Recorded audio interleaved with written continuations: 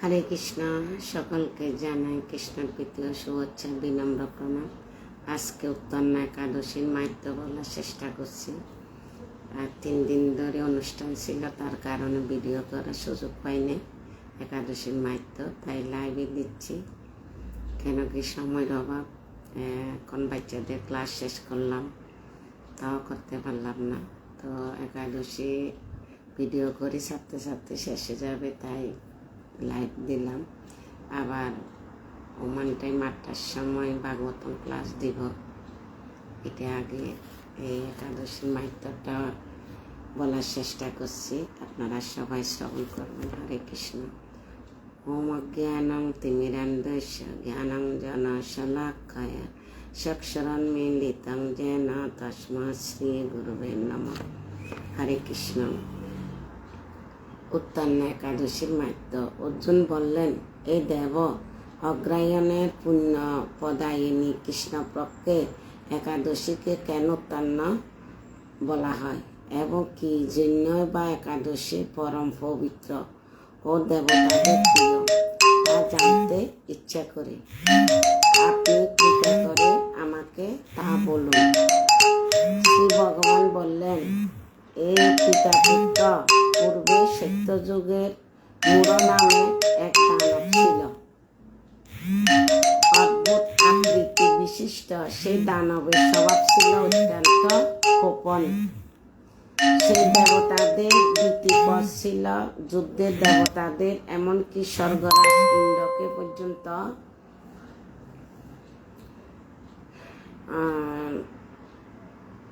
দেবতাদের ভীতপ্রিয় ছিল। যুদ্ধে অদ্ভুত আকৃতি বিশিষ্ট সেই দানবেরা স্বভাব ছিল অত্যন্ত গোপন। সে দেবতাদের ভীতিপর ছিল, যুদ্ধের দেবতাদের, এমনকি স্বর্গরাজ ইন্দ্রকে পর্যন্ত পরাজিত করে স্বর্গ থেকে বিতাড়িত করেছিলেন।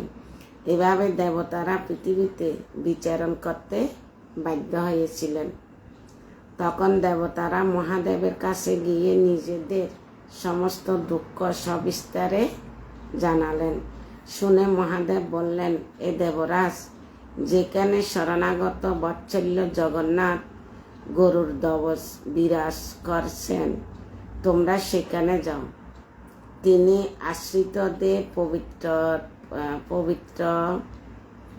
আশ্রিতদের পরিত্রাণকারী, তিনি নিশ্চয় তোমাদের মঙ্গল বিধান করবেন।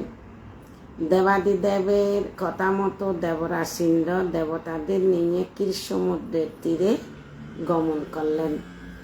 জলে শায়িত শ্রীবিষ্ণুকে দর্শন করে দেবতারা হাত জোড় করে তার স্তব করতে লাগলেন। স্তুতির মাধ্যমে নিজ নিজ দৈন্য ও দুঃখিত দুঃখের কথা তারা ভগবানকে জানালেন। ইন্দ্রের কথা শুনে ভগবান নারায়ণ বললেন, এই ইন্দ্র, সেই মূঢ় দানব কিরকম, সে কেশব শক্তিশালী কিরকম, তা আমায় বলো। ইন্দ্র বললেন, হে ভগবান, প্রাচীনকালে ব্রহ্মবংশের তাল জাঙ্গ নামে এক অতি পরাক্রমী অসুর ছিল। তারই পুত্র সে মূঢ়, অত্যন্ত বলশালী, ভীষণ উৎকণ্ঠ ও দেবতাদের ভয় উৎপাদনকারী। সে চক্রবর্তী নামে এক পুরীতে বাস করে। স্বর্গ থেকে আমাদের বিতাড়িত করে তার স্বজাতি কাউকে রাজা, কাউকে অন্যান্য দিকপাল রূপে প্রতিষ্ঠিত করে। এখন সে দেবলোক সম্পূর্ণ অধিকার করেছে। তার প্রবল প্রতাপের আজ আমরা পৃথিবীতে বিচরণ করছি। ইন্দ্রের কথা শুনে ভগবান দেবাদহীদের প্রতি অত্যন্ত ক্রোধান্বিত হলেন। তিনি দেবতাদের সঙ্গে সন্ধ্যাবতী পুরীতে গেলেন। সেই দৈত্যরাজ শ্রী নারায়ণকে দর্শন করে পুণ্য গর্জন করতে লাগলো। দেবতা ও অসুরদের মধ্যে তুমুল যুদ্ধ শুরু হয়ে গেল। যুদ্ধে দেবতারা পরাজিত হয়ে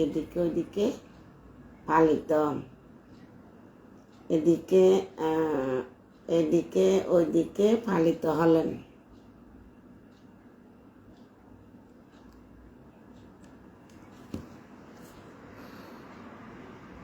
তখন যুদ্ধক্ষেত্রে শ্রী নারায়ণকে একা দেখে সে দানব তাকে দাঁড়াও দাঁড়াও বলতে লাগলো। শ্রী ভগবান ক্রোধে গর্জন করে বললেন, এ দুরাচার দানব, আমার বাহুবল দেখো।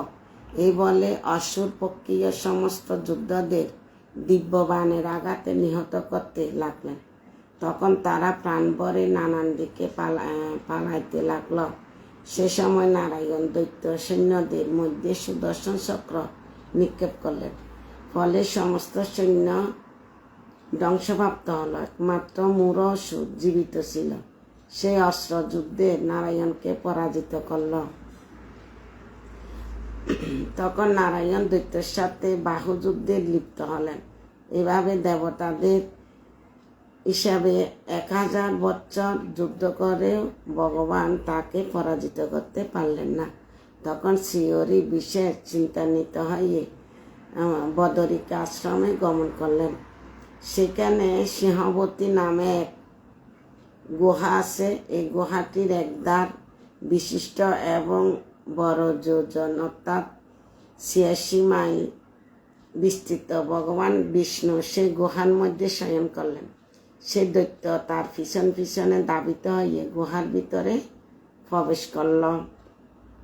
সে বিষ্ণুকে নিদ্রিত বুঝতে পারল। অত্যন্ত আনন্দিত হয়ে ভাবতে লাগলো, আমার সাথে যুদ্ধে পরাজিত হয়ে বিষ্ণু এখানে গোপনে শুয়ে আছে। এখন আমি তাকে অবশ্যই বধ করব। দানবের এইরকম চিন্তার সঙ্গে সঙ্গে শ্রী বিষ্ণুর শরীর থেকে একটি কন্যা উৎপাদন হল।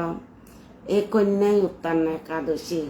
তিনি রূপবতী, সৌভাগ্যশালিনী, দিব্য অস্ত্র শস্ত্রধারিণী ও বিষ্ণু তেজসম্ভূতা বলে মহাপরাক্রমশালী ছিলেন। দৈত্যরা সে স্ত্রী রূপিণী দেবীর সাথে তুমুল যুদ্ধ শুরু করল।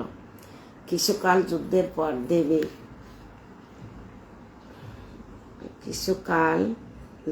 পর দেবীর দিব্য তেজে অসুর ভস্মীভূত হয়ে গেল। তারপর বিষ্ণু জেগে উঠে সে ভস্মীভূত দানবকে দেখে বিস্মিত হলেন। এক দিব্য কন্যাকে তার পাশে হাত জোড় করে দাঁড়িয়ে থাকতে দেখলেন।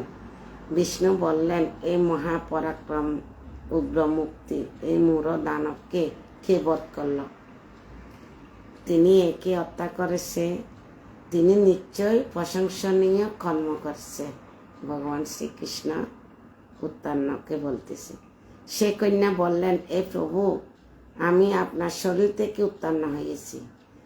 আপনি যখন ঘুমিয়েছিলেন তখন এই দানব আপনাকে বধ করতে চেয়েছিল। তা দেখে আমি তাকে বধ করেছি। আপনাদের কৃপাতে আমি তাকে বধ করতে পেরেছি।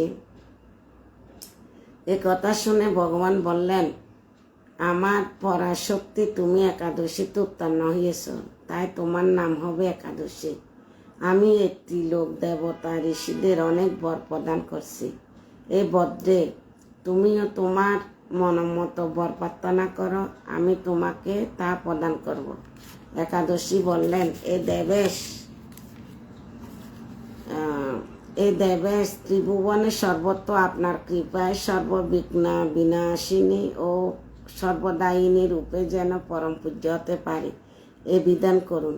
আপনার প্রতি ভক্তিবশত যারা শ্রদ্ধা সহকারে আমার ব্রত উপবাস করবে তাদের সর্বসিদ্ধি লাভ হবে। এই বর প্রার্থনা করুন। বিষ্ণু বললেন, এ কল্যাণী, যাই হোক, উত্তরণা নামে সিদ্ধি প্রসিদ্ধি তোমার ব্রত পালনকারী সমস্ত ইচ্ছে পূরণ করবে। তুমি তাদের সফল মনোবাসনা পূর্ণ করবে, এতে কোনো সন্দেহ নেই। তোমাকে আমার শক্তি বলে মনে করি, তাই তোমার ব্রত পালনকারী সকলে আমারও পূজ্য করবে। এর ফলে তারা মুক্তি লাভ করবে। তুমি হরিপ্রিয় নামে জগতে বিখ্যাত হবে। তুমি ব্রত পালনকারীর শত্রু বিনাশ, পরম গতি দান এবং সর্বসিদ্ধি প্রদান করতে সমর্থ হবে। ভগবান বিষ্ণু এভাবে উত্তরণ একাদশীকে বরদান করে অন্তর্হিত হলেন। সমস্ত ব্রতকারী দিবারাত্রি ভক্তিপরায়ণ হয়ে এই উত্তরণ একাদশী উত্তরটি কথা শ্রবণ কীর্তন করলে শ্রীহরি আশীর্বাদ লাভ হবে। হরে কৃষ্ণ। আজকে উৎপন্ন একাদশীর মাহাত্ম্য বলার চেষ্টা করছি, সকলে কৃপা আশীর্বাদ করবেন। এখন আমি বাংলাদেশ টাইম 10টা, ওমান টাইম 8টায় ভাগবতম ক্লাস দিব। এখন একাদশীর মাহাত্ম্য 3 দিন প্রোগ্রাম থাকার কারণে ভিডিও করতে পারিনি, তাই লাইভে আসলাম। আমারও পাঠ করা হলো, আপনাদের শ্রবণ করে ব্রতপূর্ণ করবেন। হরে কৃষ্ণ, সবাইকে প্রণাম। ভাগবতম ক্লাসের জন্য আমন্ত্রণ রইল যুক্ত হওয়ার জন্য। হরে কৃষ্ণ, সবাই ভালো থাকবেন, সুস্থ থাকবেন।